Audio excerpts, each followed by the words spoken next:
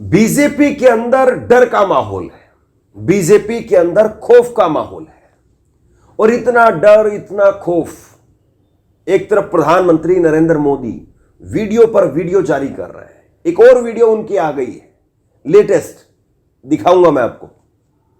उधर मोहन भागवत स्पेशल एक इंटरव्यू दे रहे हैं और इंटरव्यू में भी स्पेशली जो जेनजी है उनको बुलाया गया है, यानी जो कम उम्र के लोग हैं उनको बुलाया गया है कि आप आइए और आप इंटरव्यू लीजिए।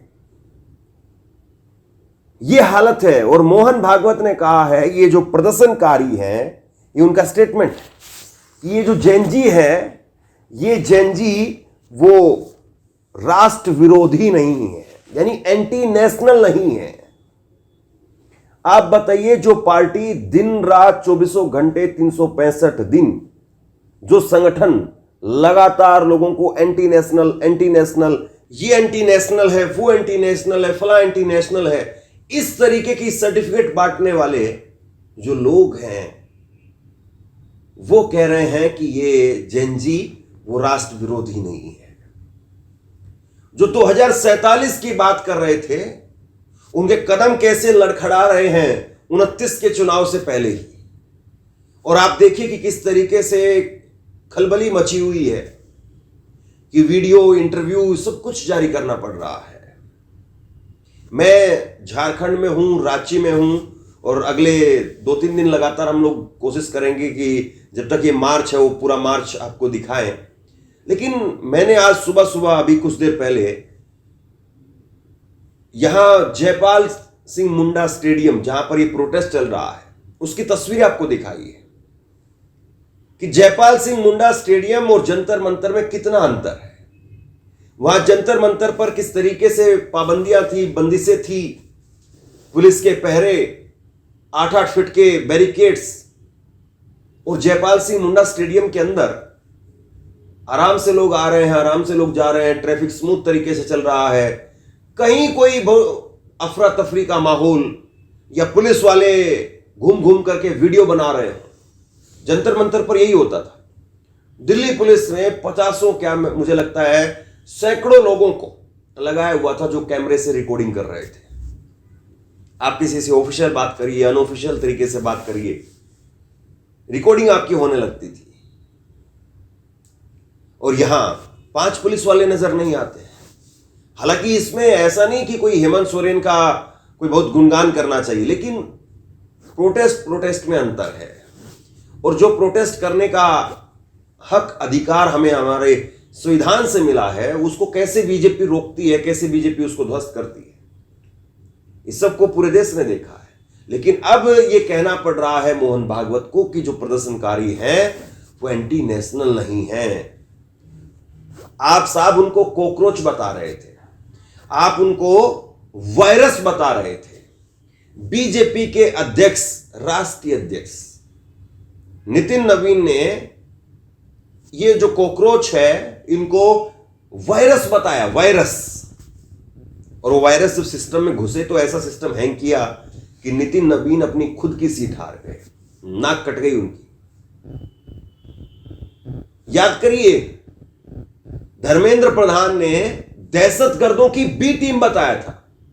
मोहन भागवत जी, या तो आप में हिम्मत नहीं है, आपका कंट्रोल खत्म हो गया है, आरएसएस का कंट्रोल बीजेपी के ऊपर खत्म हो गया है, या फिर आपकी आंखें अभी खुल रही हैं, आपको लग रहा है कि ये तो पूरी तरह से सत्ता जाने के संकेत हैं। वरना जब दहशतगर्दों की बी टीम कहा जा रहा था तो किसके लिए कहा जा रहा था? उन प्रदर्शनकारियों के लिए कहा जा रहा था। सरकार ने अगर बात की तो किससे बात की? अभिजीत दीपके और उनके साथियों से बात की है। तो दहशतगर्दों की बी टीम कौन है? या तो दहशतगर्द यानी आतंकवादी हैं, और या फिर वो देश प्रेमी हैं, देशभक्त हैं, इस देश के आम नागरिक हैं, इस देश का हर वो जागरूक नागरिक है जो अपने हक अधिकार के लिए लड़ रहा है। आप चुप थे, आप खामोश थे, आप कुछ नहीं बोले, आपका कोई स्टेटमेंट नहीं आया। अब जब लगा कि पैरों के नीचे से जमीन खिसक रही है, तब इंटरव्यू दिए जा रहे हैं, तब बखान किया जा रहा है कि हमारी जो आने वाली पीढ़ी है मैं कॉपीराइट की वजह से आपको सुनवा नहीं रहा हूं, लेकिन हूबहू मैंने वो सुना है वो इंटरव्यू। उसमें मोहन भागवत कह रहे हैं हमारी आने वाली पीढ़ी हमसे ज्यादा मजबूत है।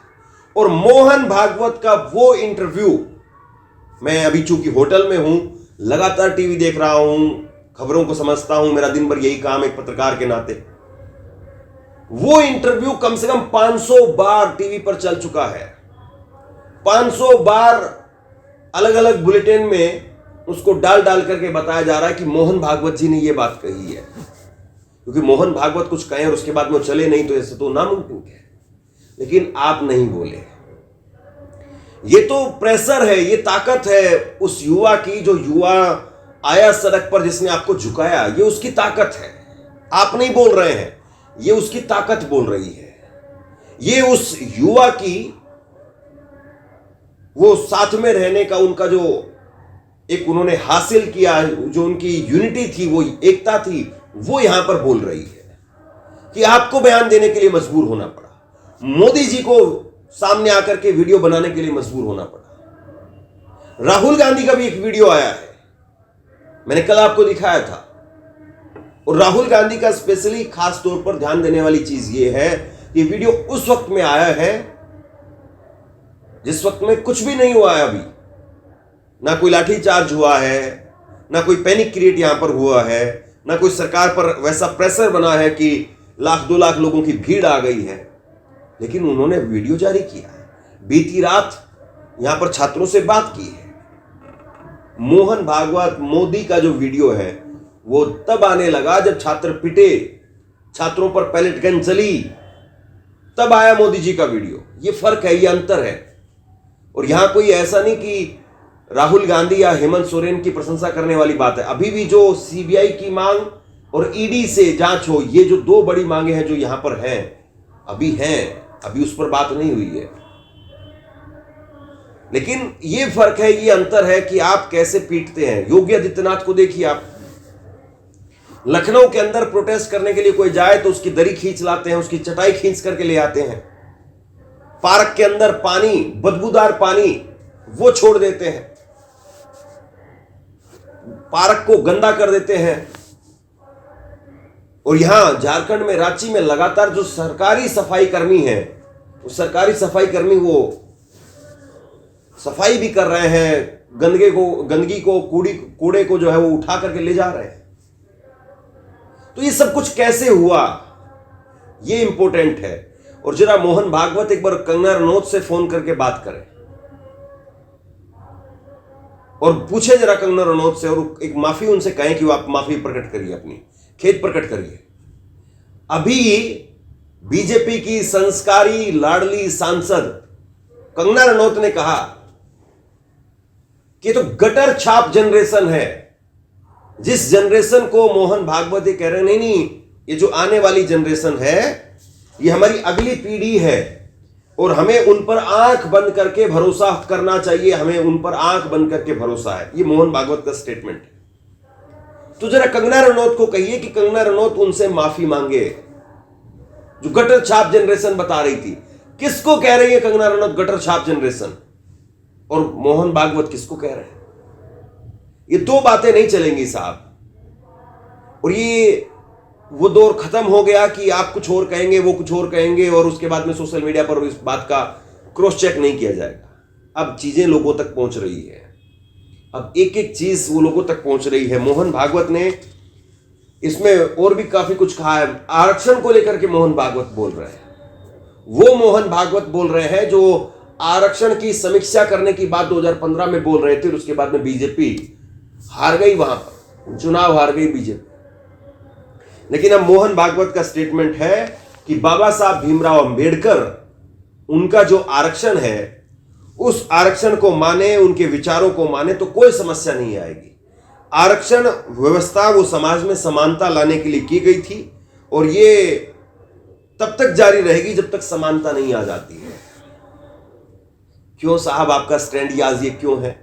आपके लोग क्यों कहते हैं अभी कॉकरोच जनता पार्टी बनी तो एक आरक्षण हटाओ पार्टी बन गई, और उसके कई मिलियन फॉलोवर हो गए, और सारे जितने मिलियन फॉलोवर है आप चेक करिए, वो बीजेपी के वोटर हैं 90% और उससे भी ज्यादा। बीजेपी के कोर वोटर हैं वो, कट्टर हर हालत में।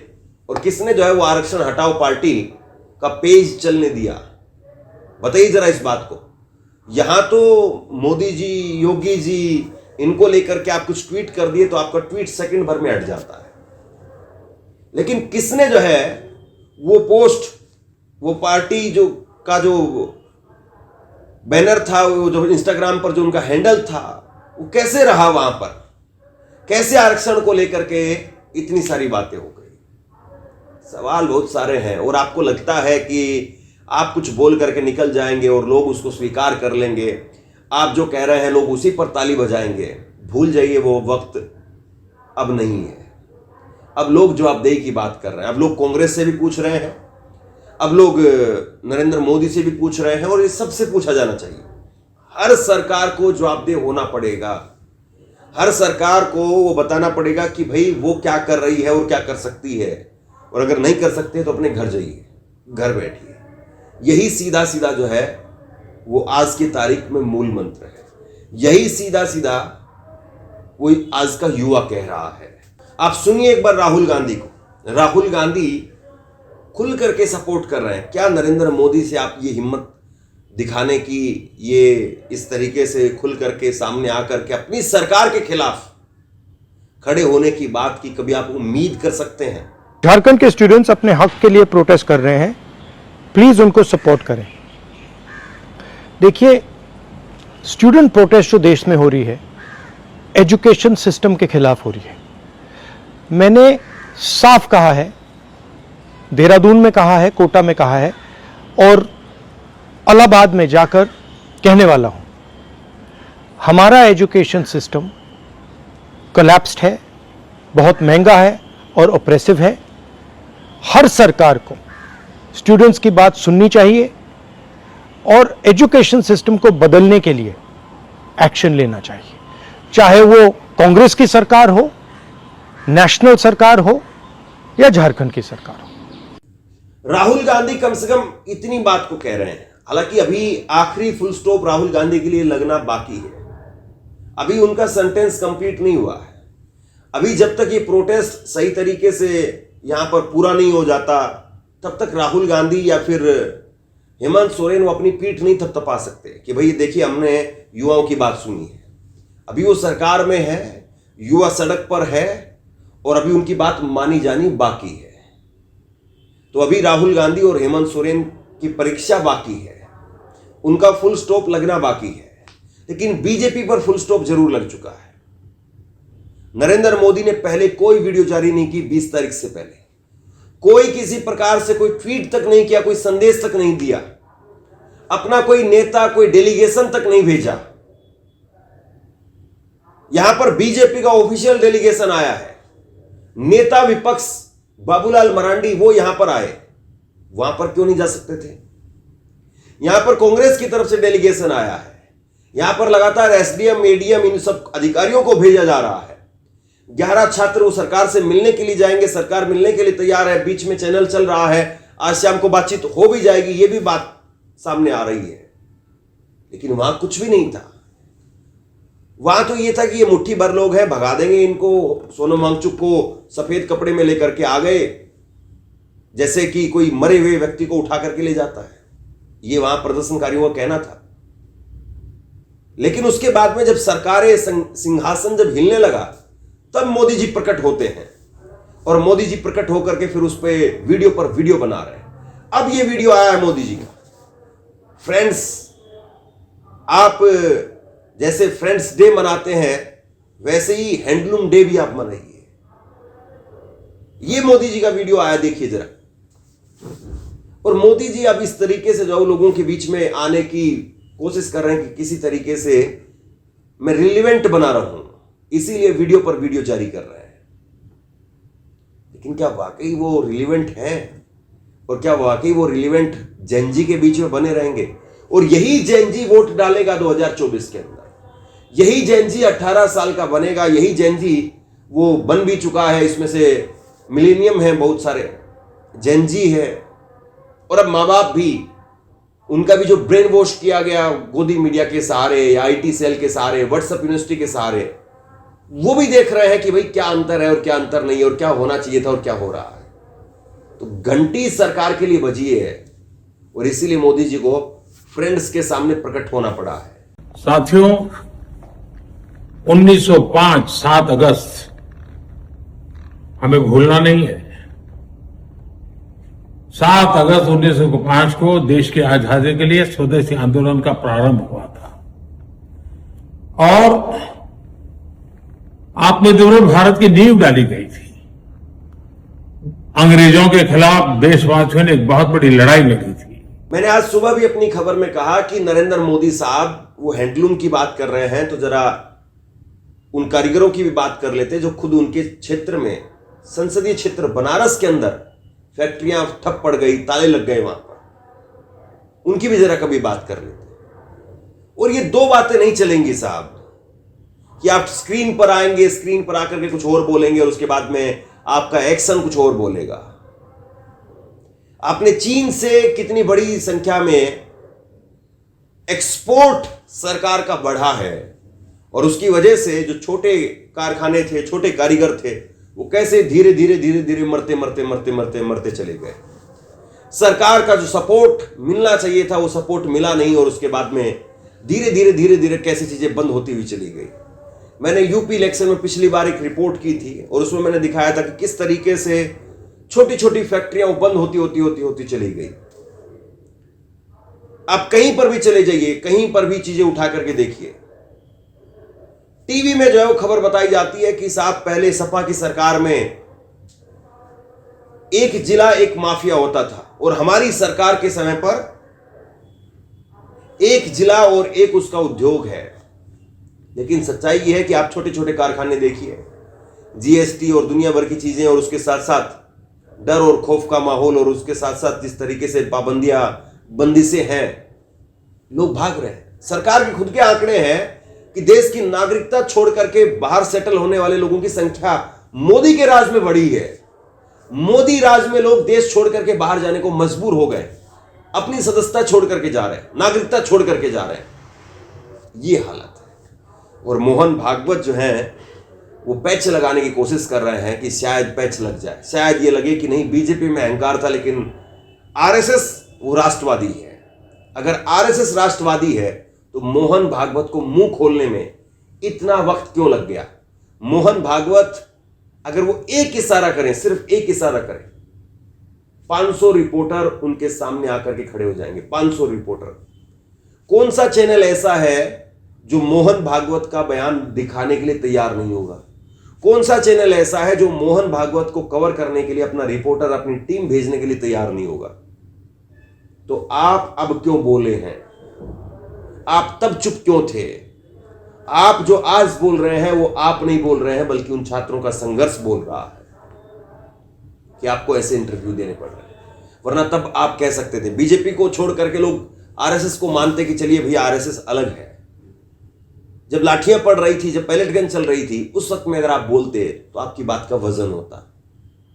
और आज भी आप वो बातें कर रहे हैं, घोलमोल घोलमोल घोलमोल, जो बड़े बुजुर्ग हमें जो है वो बता देते हैं कि नहीं बेटा ऐसा नहीं, ऐसा करना चाहिए, ऐसे नहीं, ऐसा करना चाहिए। ये संस्कार, ये व्यवहार, ये सब कुछ सबके पास है। अगर नहीं है तो सरकार के पास नहीं है। आप आज भी नहीं कह पा रहे हैं कि पैलेट गन चली तो कैसे चली। अब आज भी नहीं पूछ पा रहे कि अगर लाठीचार्ज हुआ तो कैसे हुआ। और जब तक आप ये नहीं बोलेंगे, जब तक आप अपने मुंह से ना कहें कि जो पैलेट गन चलाने वाले जो अधिकारी हैं, आदेश देने वाले जो लोग हैं, उन पर कार्रवाई होनी चाहिए, आपकी बात पर कौन यकीन करेगा?